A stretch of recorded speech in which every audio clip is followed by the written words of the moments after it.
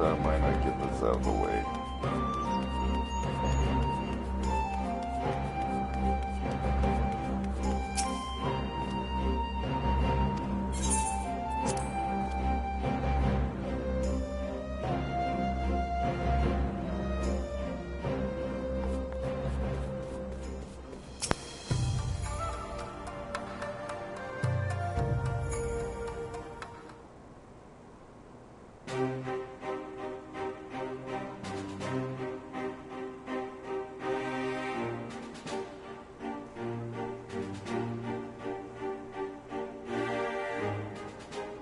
If we are to ready ourselves for invasion, we shall need manpower, provisions, and time, all of which are in notably short supply.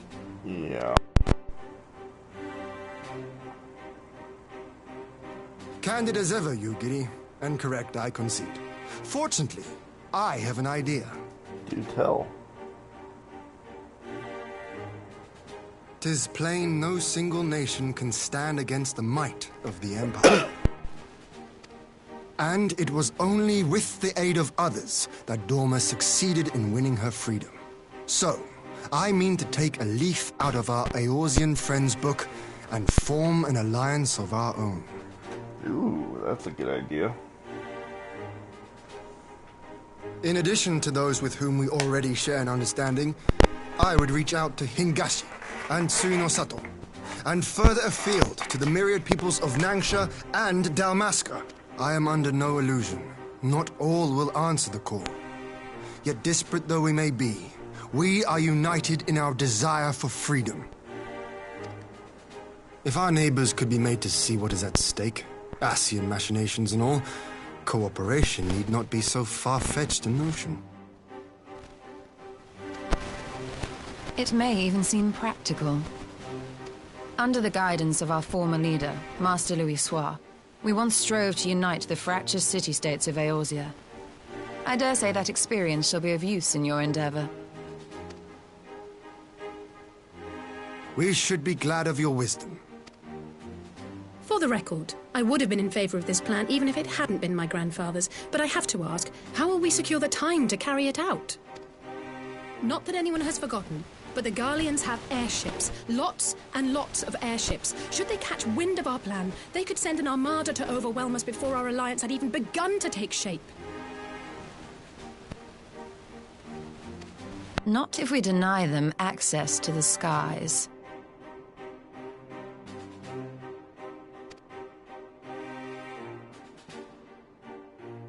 During our time in the Burn, the Warrior of Light and I chanced upon some Allagan ruins. Oh? As such ruins go, they were not particularly unusual. But something about the surrounding land struck me as odd. Faint though it was, its ethereal residue was uncannily similar to that of Azizlar. Identical, in fact. For locations so far removed to share a single etheric signature is all but impossible. I conclude, therefore, that the Allagans created the floating continent with land taken from the Burn.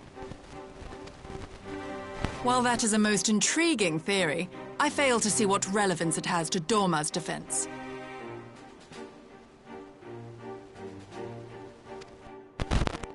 Azizlar was enclosed in a powerful energy barrier, impenetrable even to an Agrias-class battleship. Right. It occurred to me that those ruins may have enjoyed similar protection. I have no proof, but the Warrior of Light did report seeing a structure resembling other known Allagan field generators. Isn't that convenient? Yeah, I changed my avatar. All right. But even if we could put up such an energy barrier, it surely wouldn't extend beyond the limits of the Burn. So what's to stop the Garleans flying around it?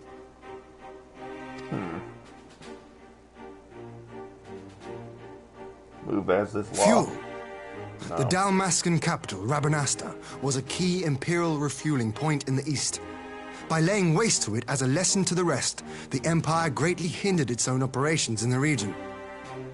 Making a reference to Rabanasta. Funny. If an imperial fleet were to advance upon Dorma, it would now have little choice but to travel, as the crow flies, over the Burn.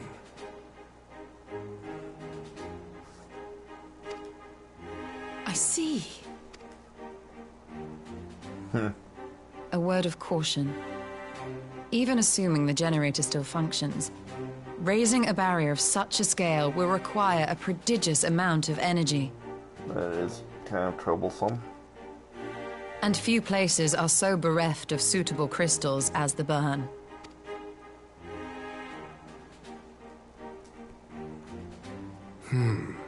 A source of energy.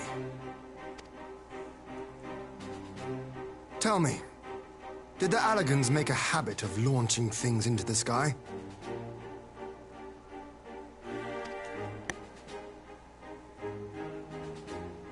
A curious question. Besides Azizlar, I know of only one other notable instance. The Red Moon Dalamud, whose fall triggered the calamity. Right. The same thing that they used to conceal Bahamut. Just the 2 occasions, you say? Then I believe I may have a solution to our energy problem. You're kidding. You do? I may. To find out for sure, we would need to visit the Azim Steppe.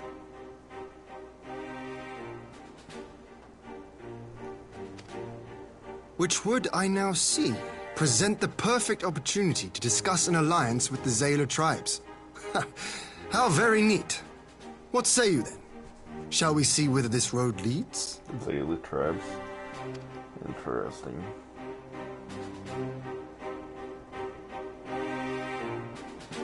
What does he have planned? Hello, person. What's up?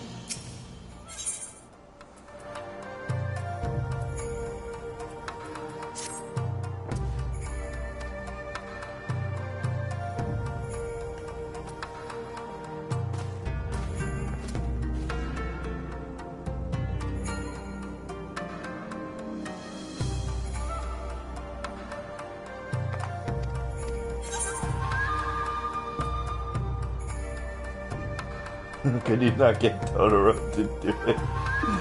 Oh god.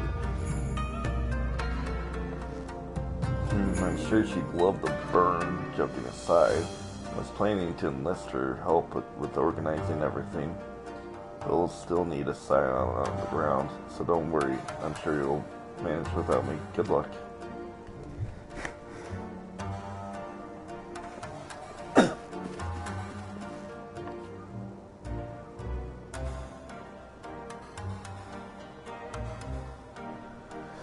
Okay.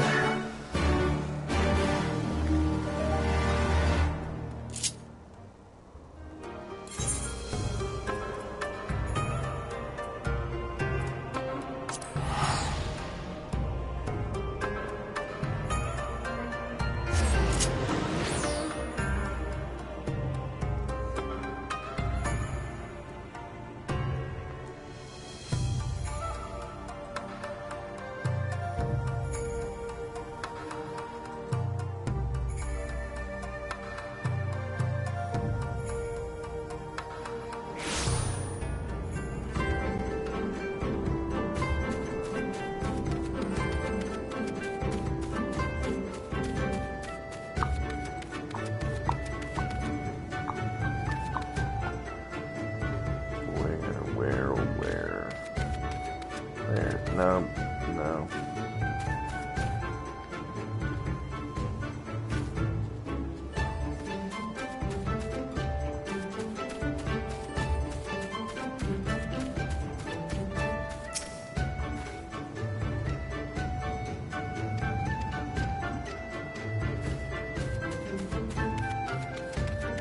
That's not it.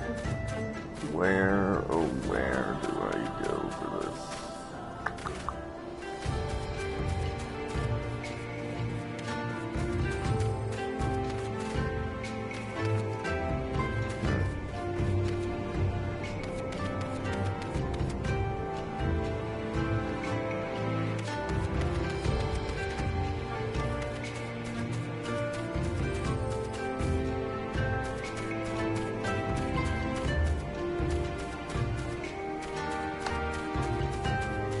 How many sneaky? It's like, oh, you just have to look in this area.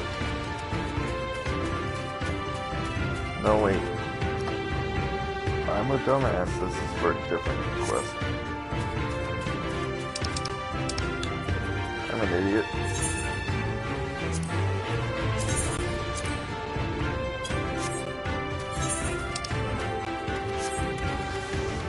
Looking into the launch buffer.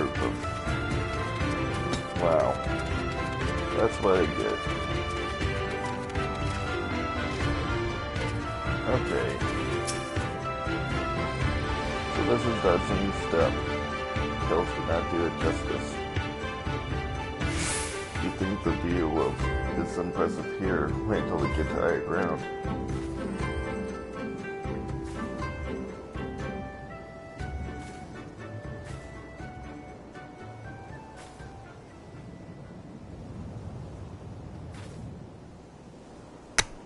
Actually, seeing this is your first visit, permit me to show you my favorite spot. Sorry.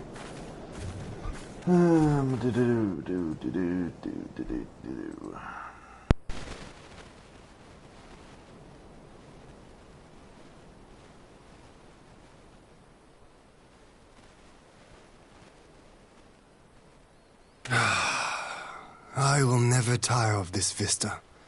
The endless fields, the boundless skies. 'Tis a sight to make a man forget his cares. But not his purpose, I trust. Might this be a fitting moment to tell us what we are doing here?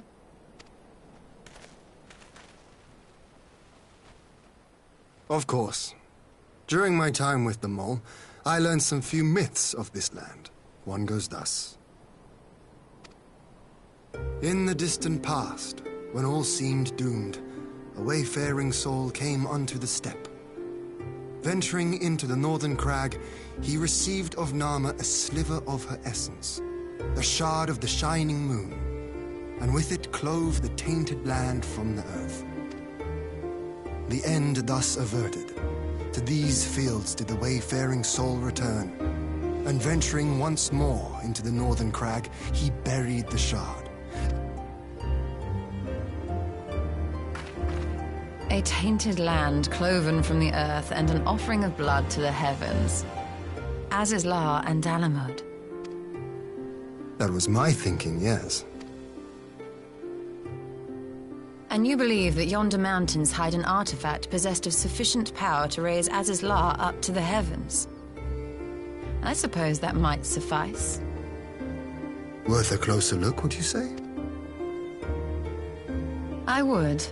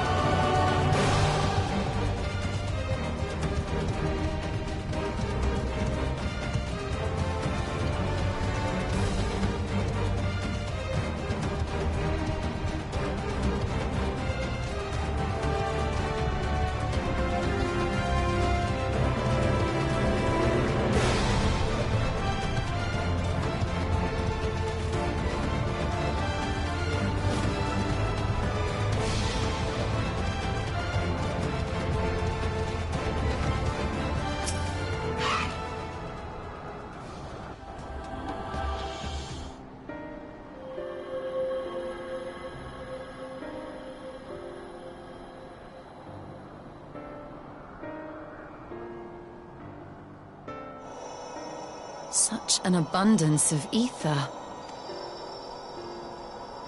Are we in luck? We are. This is an Allegan artifact, most likely built to regulate the flow of ether.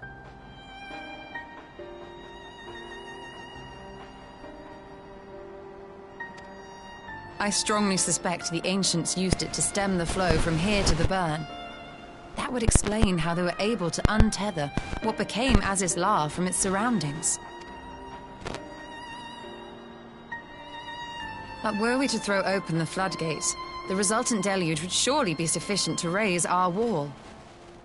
And in restoring the flow, we may also restore life to the wasteland.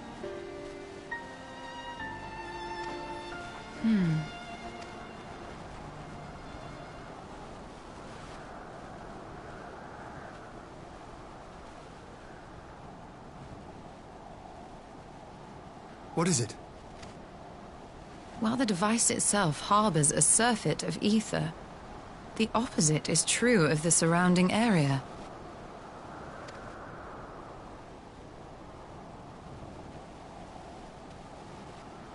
An effect of regulation, perhaps. A similar phenomenon seemed to be occurring in Doma.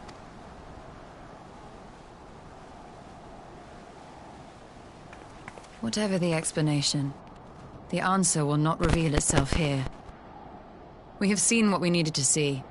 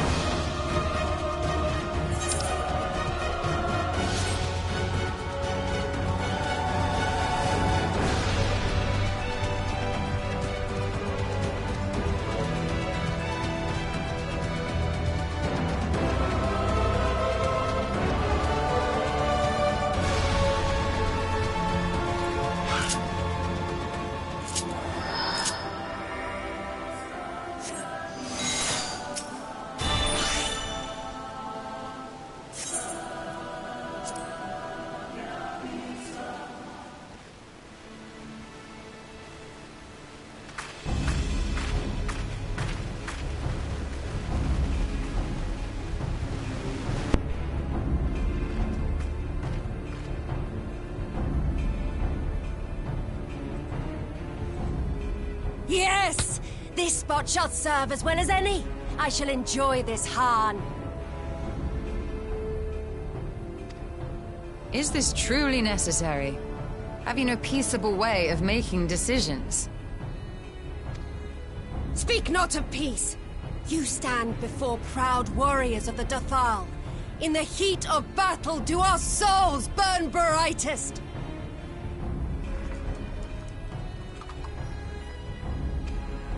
We lay low the strong that we may rise higher.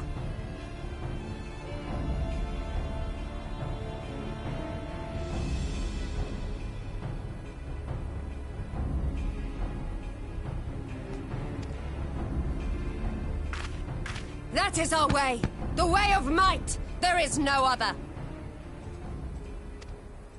Oh, they do not want for conviction.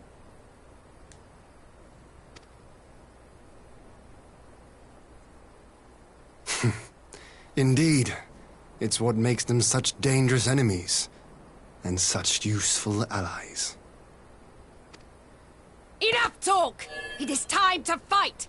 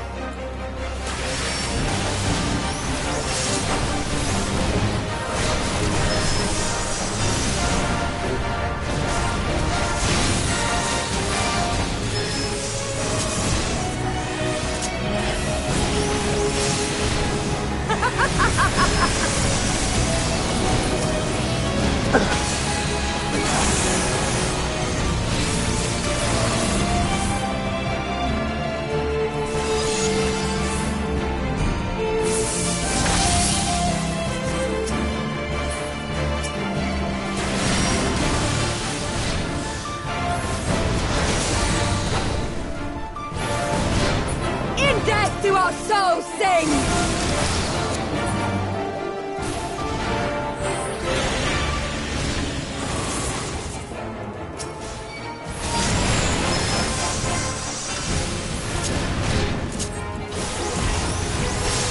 In death do our souls sing!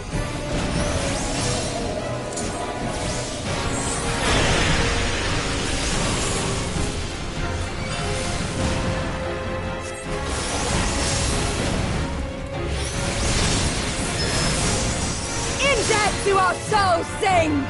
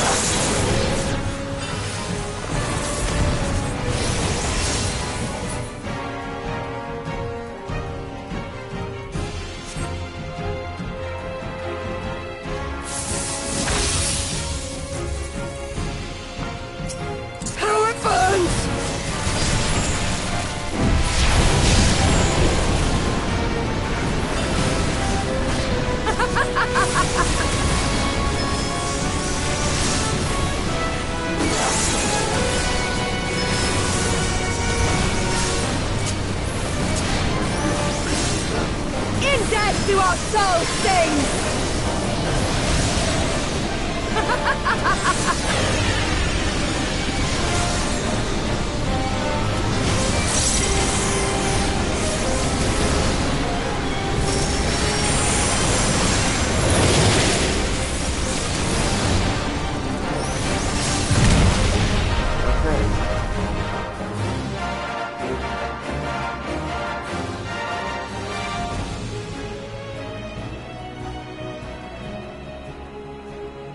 Yes!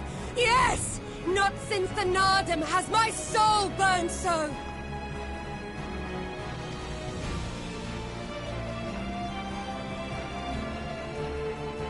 Come!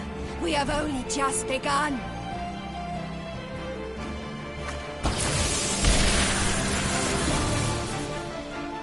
Enough! You were not granted leave to set the steppe ablaze.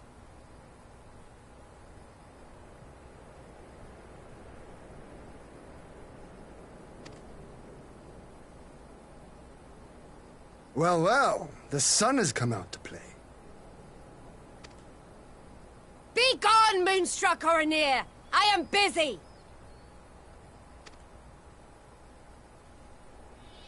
Fool of a Dothal! Have you forgotten the face of your master already? The sun will never set! From his seat on high, he reigns over all, now and forever. You're crazy.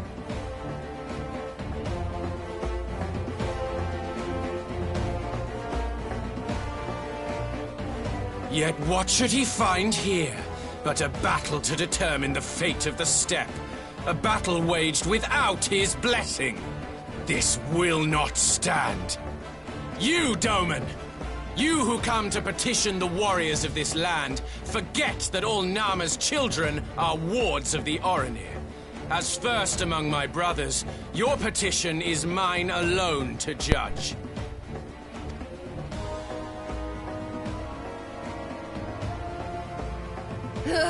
These words are as wind from a horse's backside. Plentiful, but your axe sings more sweetly.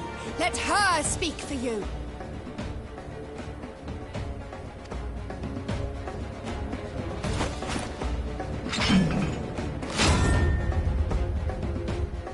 Insolent child, you will learn your place!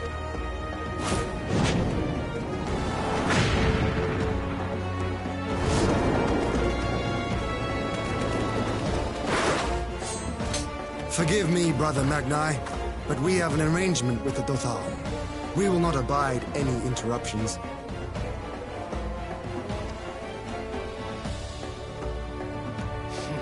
So be it. The sun will pass judgment on all. Didakul, join me.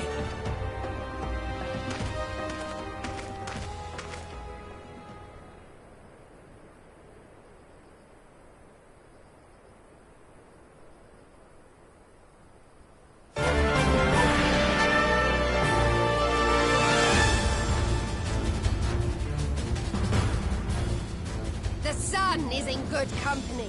We may dance alone.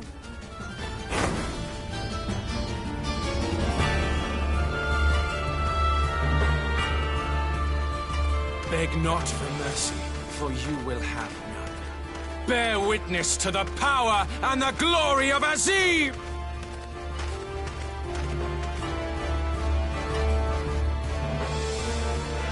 Constantly at each other's throats like rabid dogs. Gods, I'm turning into her. I have not the patience for this. But if we must fight, let us at least be brief. Come.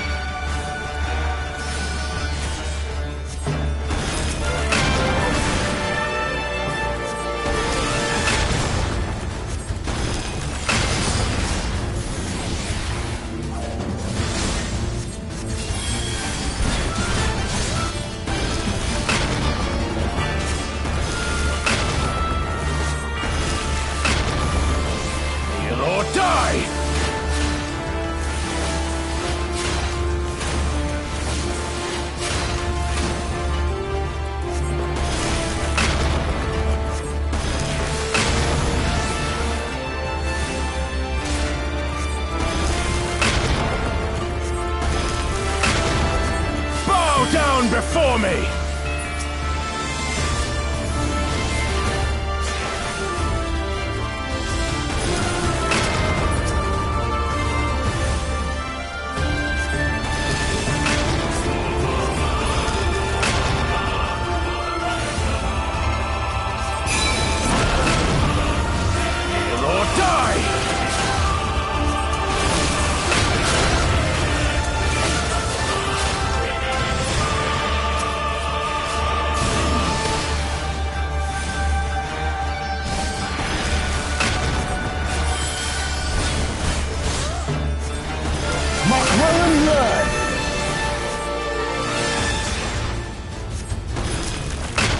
Concentrate!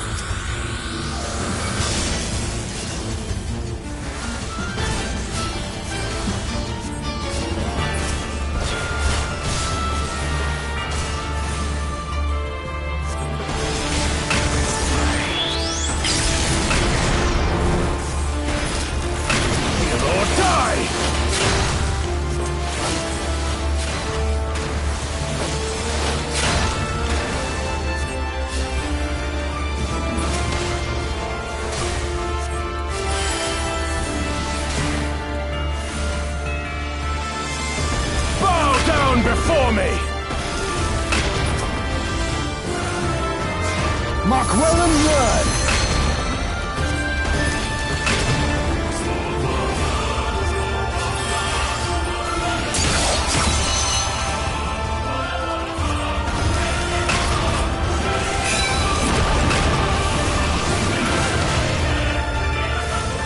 Or die!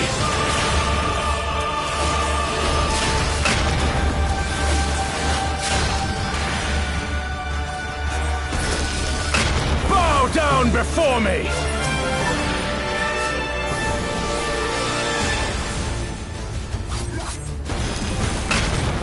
Tremble before the sun!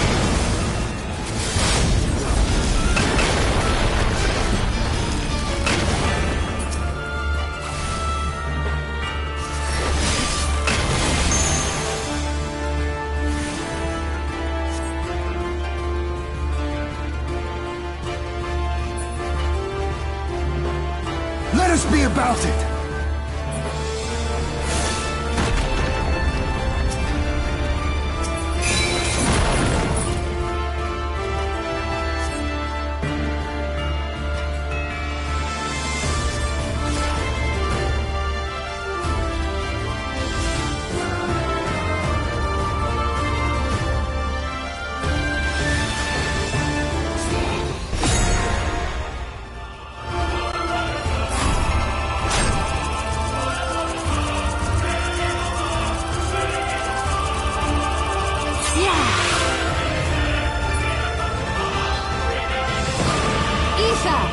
To me!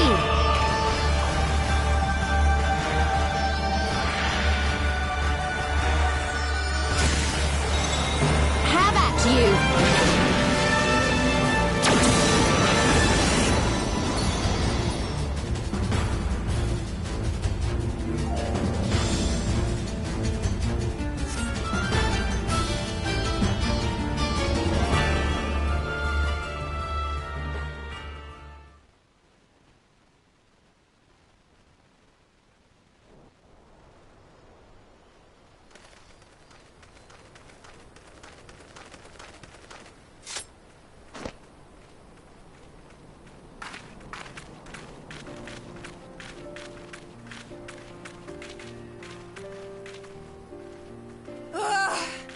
Never have I felt such bliss in defeat. 'Twas a battle to burn soul and flesh to ash. We Dothal will lend you our strength as promised. Narma's power is yours to wield.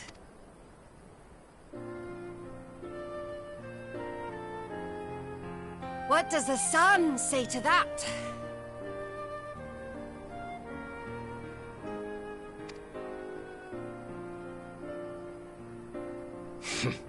The sun is not driven by base motives such as yours.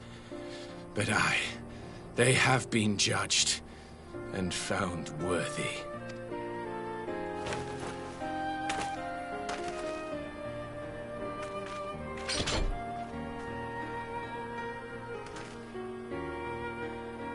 It is the way of the Oranir to accord recognition and respect to the strong. You have made sufficient proof of your strength. The sun shall answer your call.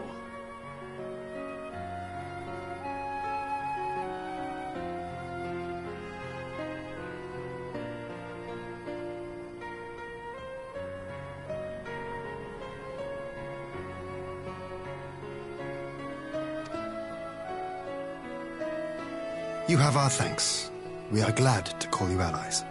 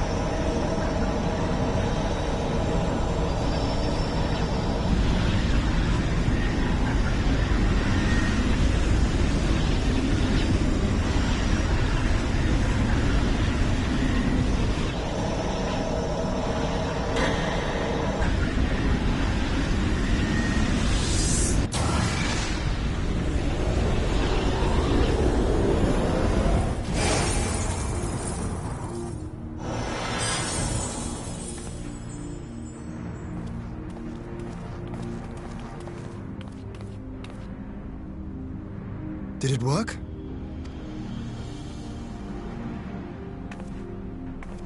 It did. Ether may flow freely to the burn once more.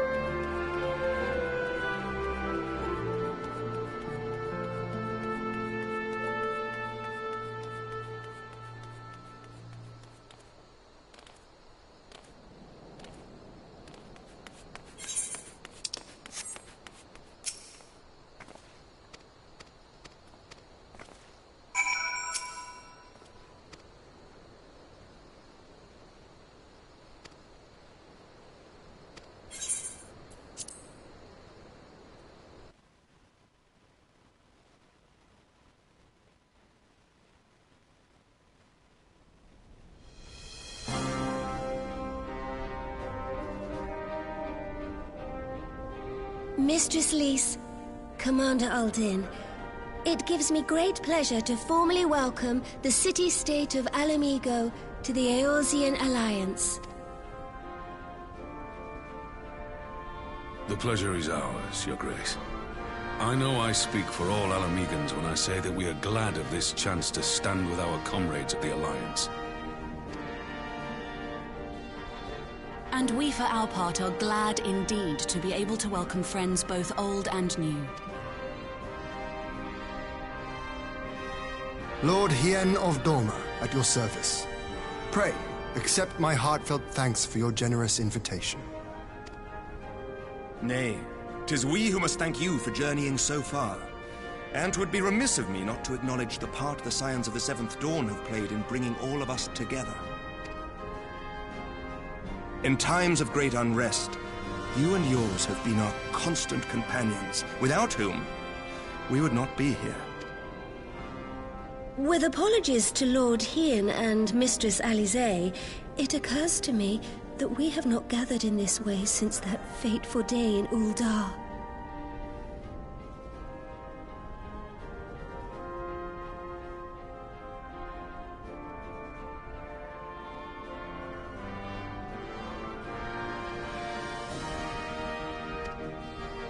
The day I lost my arm and my freedom.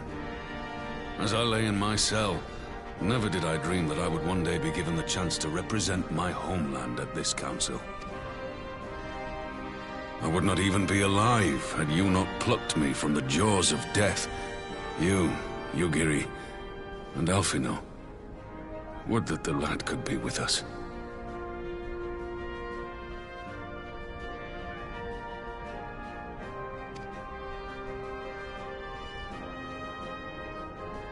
I too owe my presence here to Alphino, in so many ways. Until such time as he returns, I mean to carry on his good work as best I can.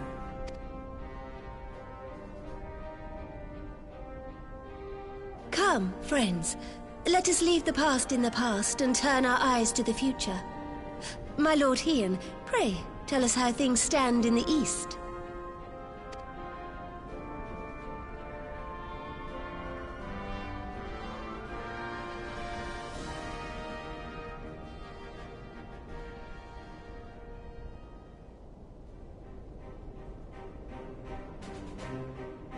Having heard the rumors of dissent in Garlemald, I dared to dream of a peaceable solution. The Empire will not so easily change its ways. If the Garleans have a mind to take back Doma and Alamigo, we'll be hard-pressed to stop them, even with the might of 6 nations. But while we lack the strength to fight the tide, a course may yet present itself, if we read the winds aright. The winds suggest but one course to me. One which leads from the sea unto the river and thence to the source of all our woes. The Ascians. Indeed. All here have felt their blighted touch. It was the bringers of chaos who nurtured the Archbishop's tyrannical ambitions. They who bestowed upon him the secrets of summoning, as they have so many others before and since. And while they remain... Our objective is clear. The question is how to achieve it. That our...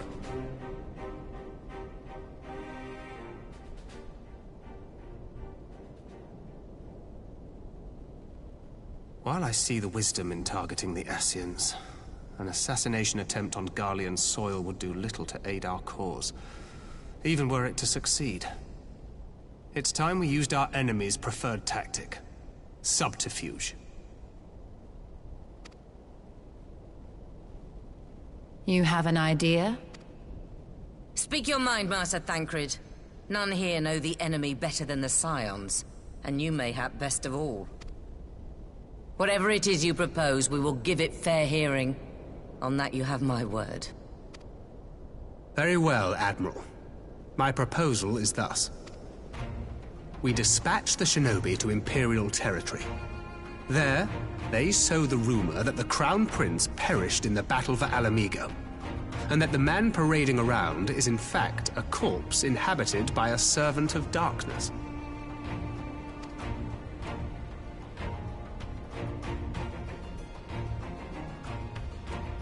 Well, it does have the ring of truth about it. And were the Garleans to learn that their future ruler is a puppet, the Empire would be shaken to the core. But at the risk of sounding stupid, would they actually believe such an unlikely story? I didn't. Ordinarily not. But prior to his miraculous recovery, rumors of Xenos' death had already begun to circulate around the Empire.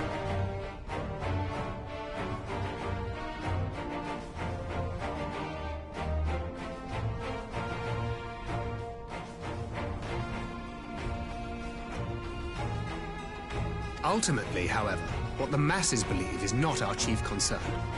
Our true objective is to create an opening for rival factions within Garlemald to exploit. Just as a war of succession erupted in the wake of Emperor Solus's death. A war which raged until but recently, plunging the Imperial House into disarray as nephew and uncle grappled for the throne. It is no coincidence that one of Varus's first acts as Emperor was to name Xenos heir apparent, family feuds being so tiresome when armies are involved. Not all welcomed his choice of successor, however. There is no shortage of individuals who aspire to the throne, who would jump at any chance to seize power. The news that Xenos is not only dead, but a puppet to diabolical forces would be too enticing to ignore. The Empire would not be quick to recover from a second war of succession. I am no stranger to infiltrating Imperial territory. With a team of operatives gathered from among the Alliance's finest, the plan should have a reasonable chance of success. Doma already has shinobi in place throughout the provinces. We stand ready to act, and act we must. What say you all?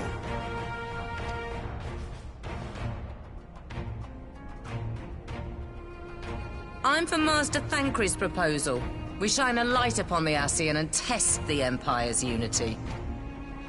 'Twas his plot that scuttled Doma's negotiations, was it not? Why then, if we can eliminate him, there may yet be a chance for peace. Let us wage this war of subterfuge, that we may one day lay down our arms. Gods know we never will while the Ascians remain.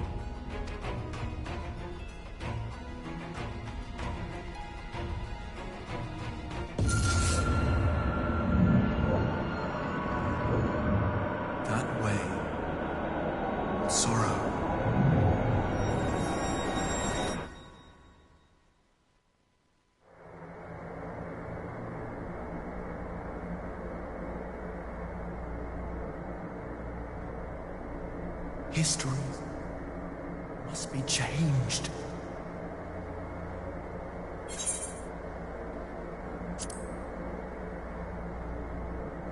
Ahead looms a calamity.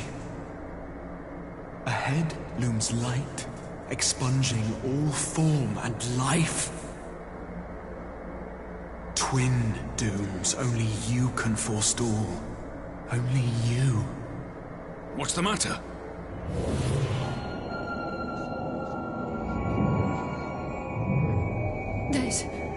There's a voice. Spies in our midst? Nay, I sense no such presence. Let expanse contract. Eon become instant. Throw wide the gates that we may pass.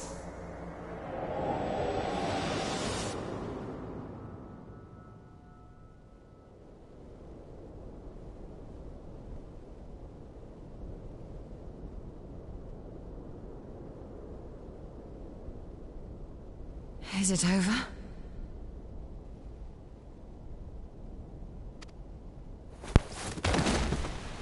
Master Thancred!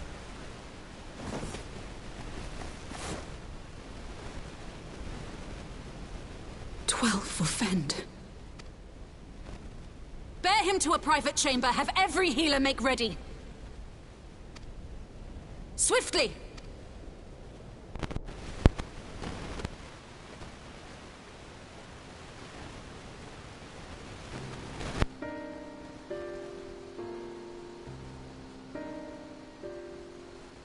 Master Thancred remains in slumber. Though his vital signs appear stable, he's unresponsive.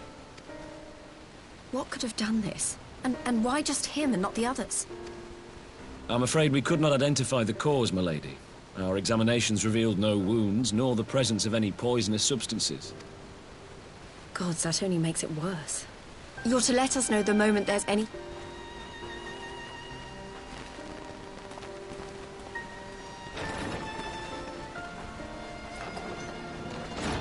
Thank you for coming. Knowing Thancred, he would apologize for being otherwise engaged at so crucial a juncture.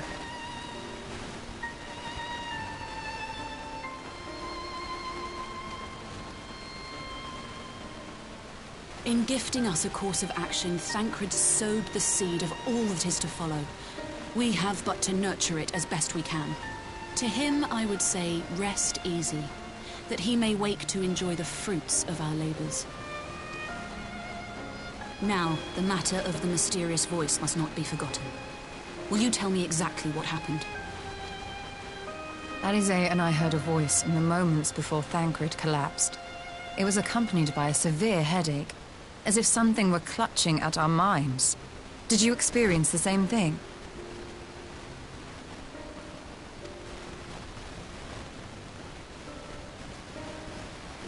So, in between the voice and the pain, you felt as if you were somewhere else entirely.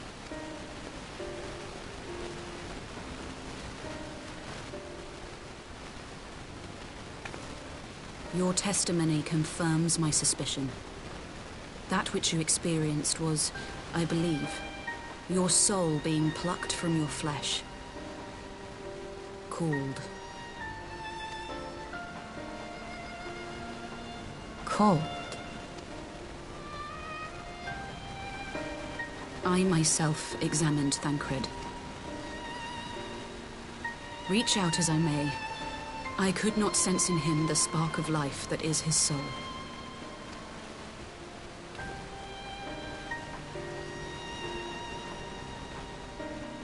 That Thancred alone was stricken so is likely due to his heightened sensitivity to the effects of ether. A consequence of his prior possession by the Ascian, La Hebrea. The owner of the voice, whoever it may be, reached out to you, called your souls, and in so doing, caused you and yours such pain. But if that's true, where exactly are we being called to? I know not. Yet one thing is plain. Whoever waits for you on the other side is possessed of a power unlike any I have ever known.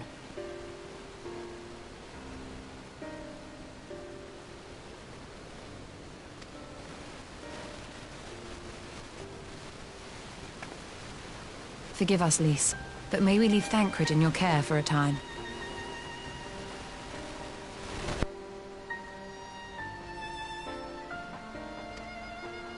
As if you had to ask. I may not be a scion anymore, but I'm no less a friend. Don't worry. I'll see to it that Thancred's well looked after. Just focus on solving this mystery, all right? Thank you, Lys. As the Elder Seedseer says, 'tis no ordinary individual we are dealing with. Nor can we discount the possibility of Ascian involvement.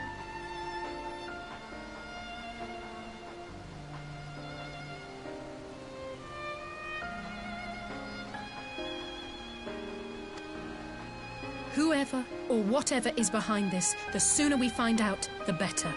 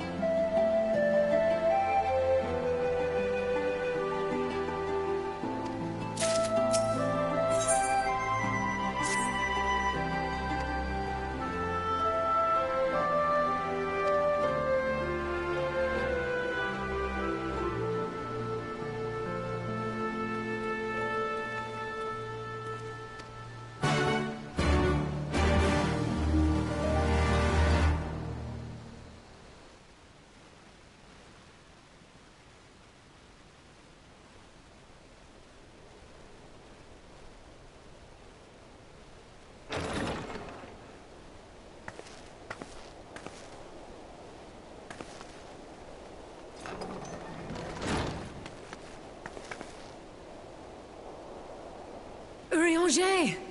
Gods, it's good to see you. Would that our meeting were under happier circumstances. I judged the voice sufficient cause for concern even before you sent word of its effect on our comrade. You heard it too, then?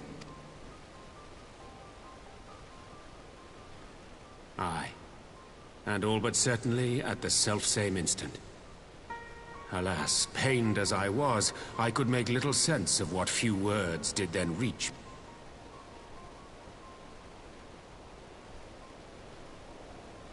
Who do you think is responsible?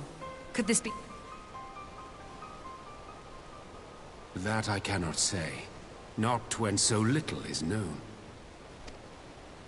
Ere I indulge in speculation, I would examine Thancred with mine own eyes.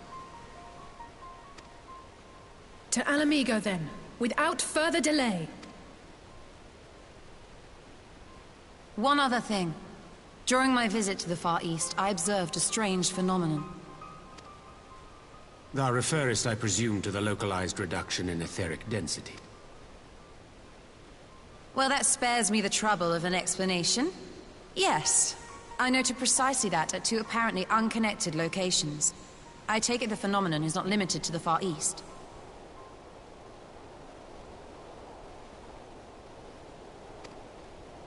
Indeed not. Of late, our agents charged with surveilling the beast tribes have spoken of little else. In every corner of the realm, they tell of places in which the ether hath grown thin. Naturally, my suspicions first turned to primal activity, but the areas thus affected betray no evidence of summoning. I must confess to being quite perplexed. If the same phenomenon is being observed in multiple locations on opposite sides of the world, we may safely discount regional factors. Needless to say, this warrants further investigation.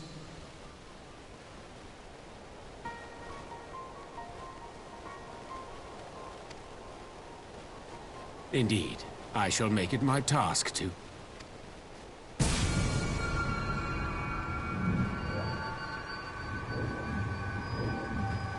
The voice. It calleth to me once more.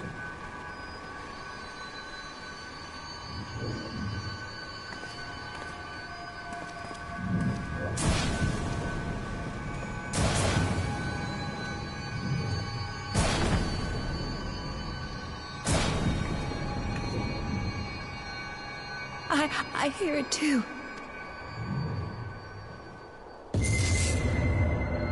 Only you. Only you. No! Ishtola! Urianger! Throw wide the gates.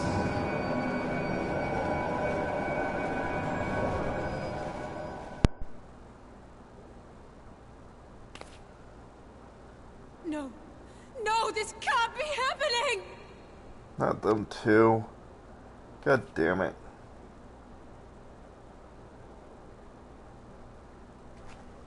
Great. Ishtola! Urianger! Open your eyes! Three of the scions passed out. Souls submit. Open your eyes, I beg you! Just what we needed. Say something! Anything! Not again. Please, not again.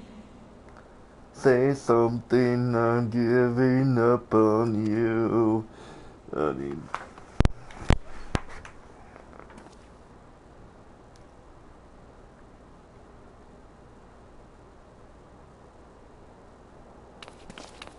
This is just great. Hey, V. Everything's falling apart.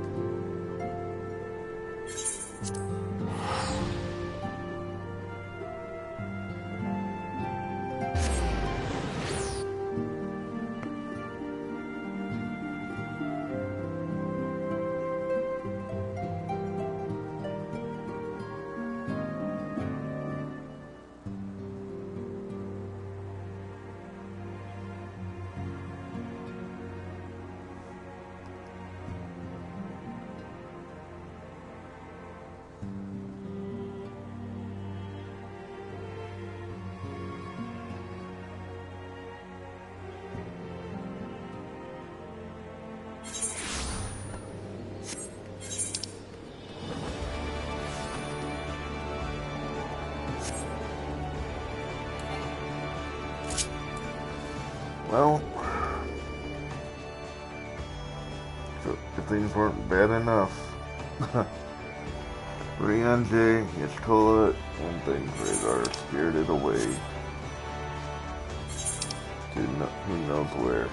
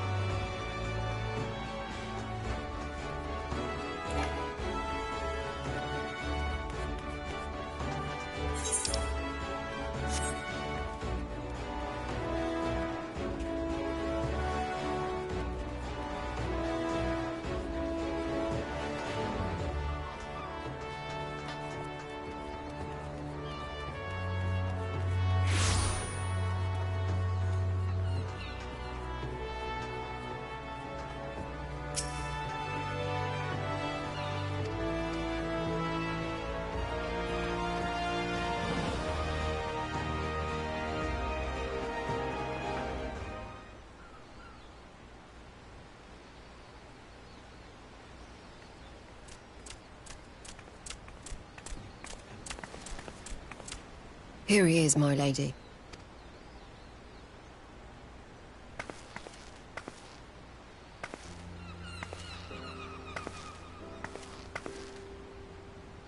Gabu, it's been too long.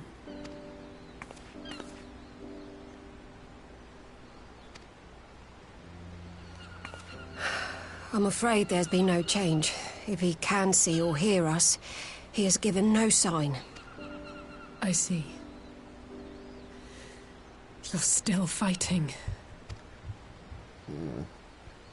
I'm proud of you. Poor Gabu. I remember him.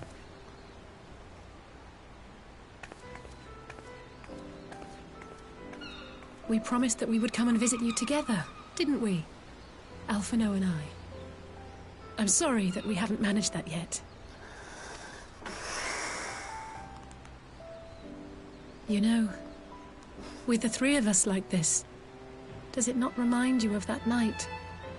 Of the stars beyond count twinkling in the heavens? Maybe. I was feeling pretty low back then. Powerless. But I knew that my brother was close by if I needed him, and that the others would be waiting for me back at the Rising Stones. But now... Not like now. Everyone's gone.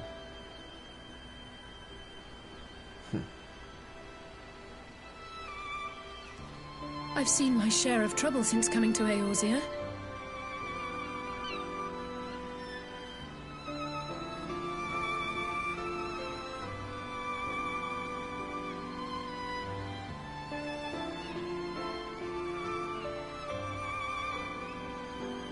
Been reminded again and again of my limitations, of how little I can change about this world.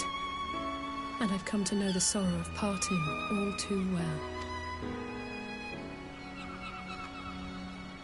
But to have the people I hold dear struck down before my eyes, and be powerless to help them, that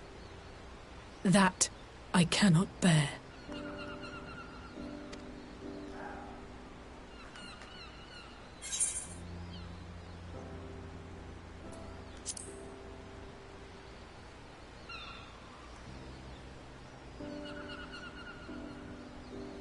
No, I don't. You're right. It's pure arrogance to imagine I can solve everything by myself.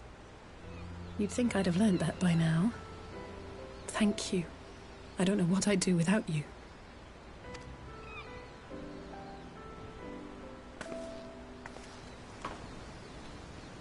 Well, that's more than enough brooding for one day. More like for 1 year. Come on. We have friends to save. Yeah. Hopefully we can.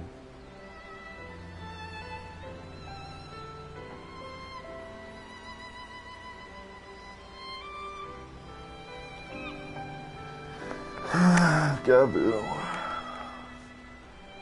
lost his mind because Titan.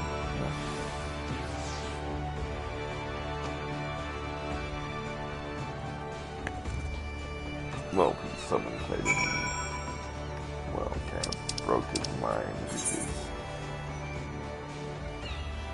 technically in control of Titan, and he just felt the kid in the control of a technical god is not exactly the easiest way to control your mind.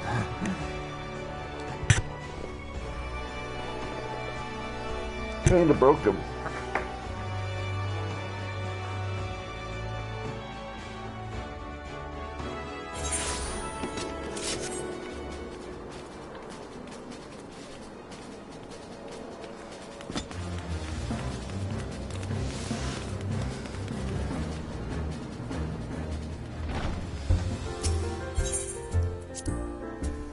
Well, I say kind of, it's more like it's really broke him.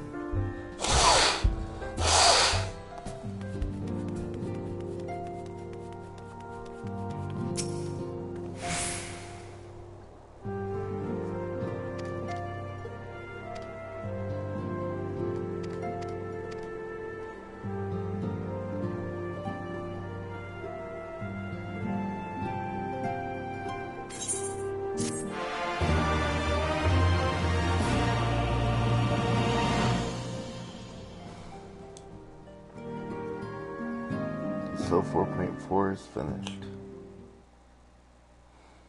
Meanwhile, in the Imperial Palace, yet again.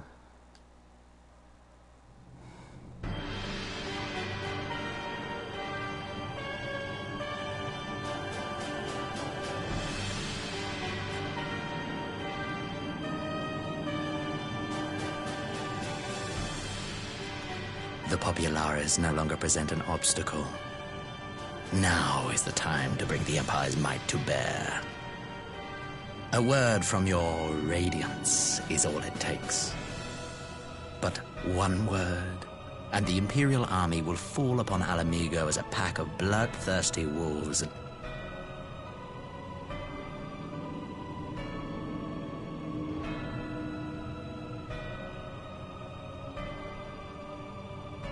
Have you no words for me? Despite the lengths I go to, an emissary playing the part of a fool. When first I took this face, I swore to use all of my knowledge, all of my power, to further the cause of the Empire. My deeds stand testament to my commitment. And with this adamant flesh at my disposal, I could destroy the Icon Slayer as easily as one might swat a fly. Why do you hesitate?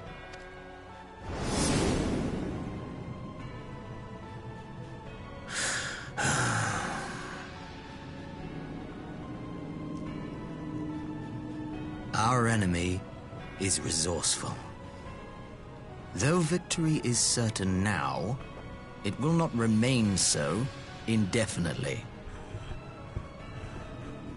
Deliberate if you must, but be quick about it.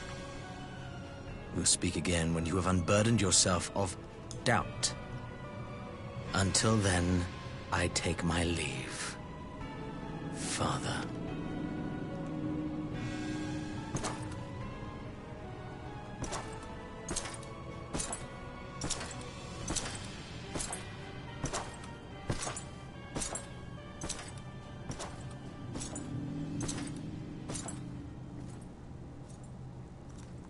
I should be the one to sigh.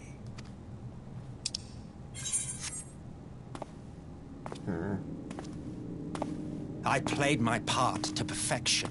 I had earned my rest, and then, thanks to La Habrea's crowning act of idiocy, our favorite emissary sees fit to summon me back. Elidibus was ever a warrior. A most tiresome trait, would you not agree? It's freaking Elidibus in there. Huh. Yeah, I thought he was just an observer.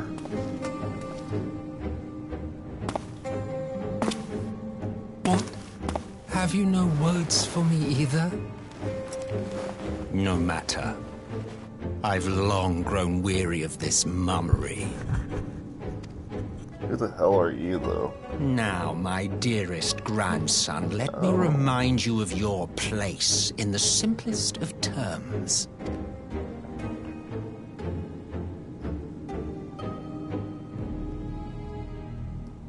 You do not make judgments, you administer them. Swiftly and to the letter. Naught else is your concern.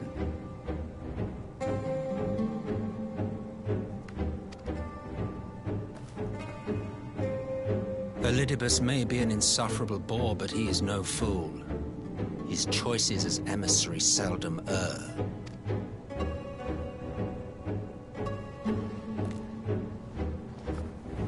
If aught threatens the balance twixt light and dark, it falls to you to remove it. Be it by your own hands or by your armies, you have ample means at your disposal.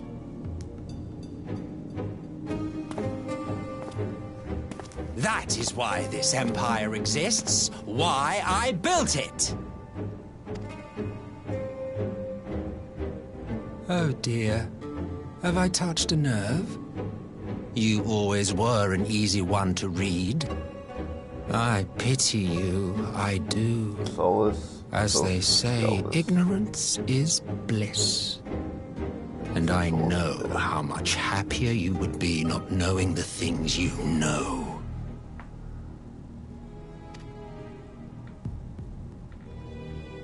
The Founding Father was an Ascian, and he created the Empire solely for the purpose of sowing the seeds of chaos.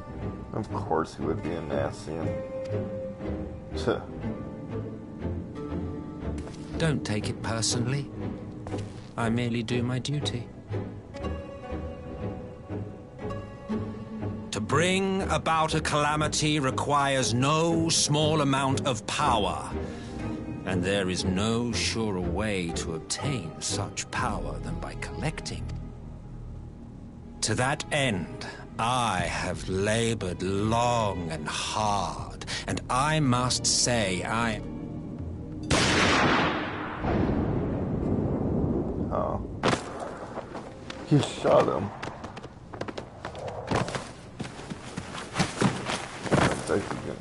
You fiends are overfond of your own voices.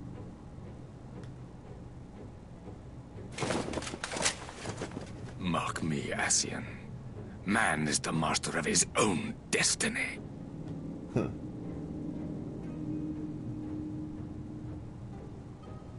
Interesting.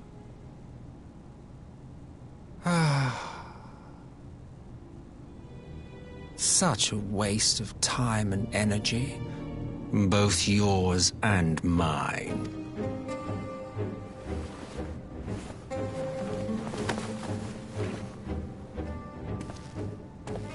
Lest you forget you are Emperor now. If you wish to spout drivel about man's destiny, save it for the masses. It will serve to give them a sense of purpose, and you pliant pieces for the game.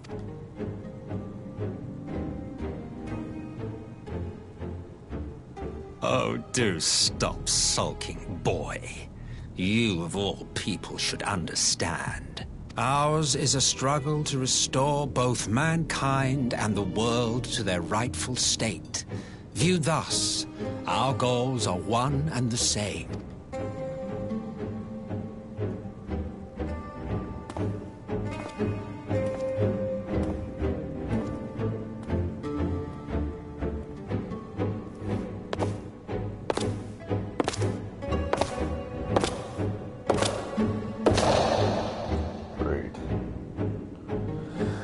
Just great.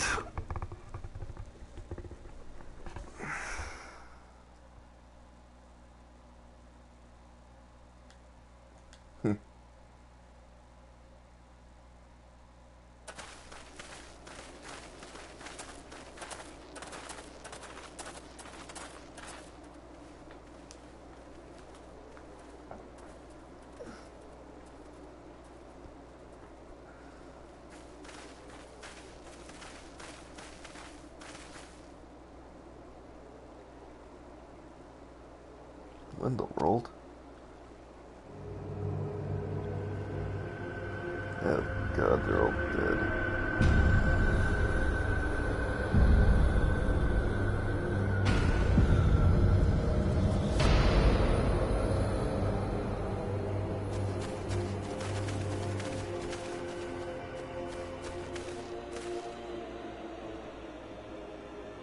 Dead, all dead. Yeah, I see no wounds, nor an evidence of battle.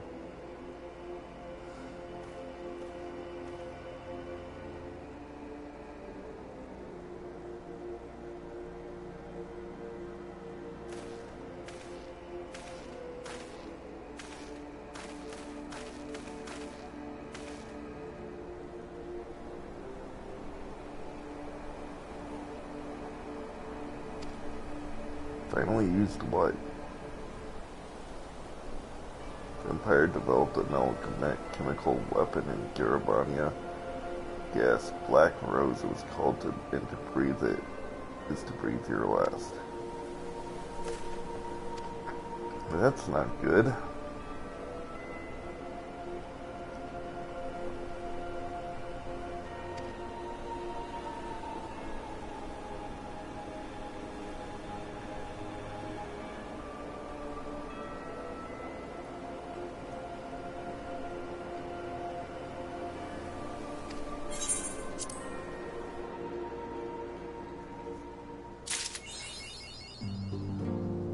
Well, that'll be it for tonight.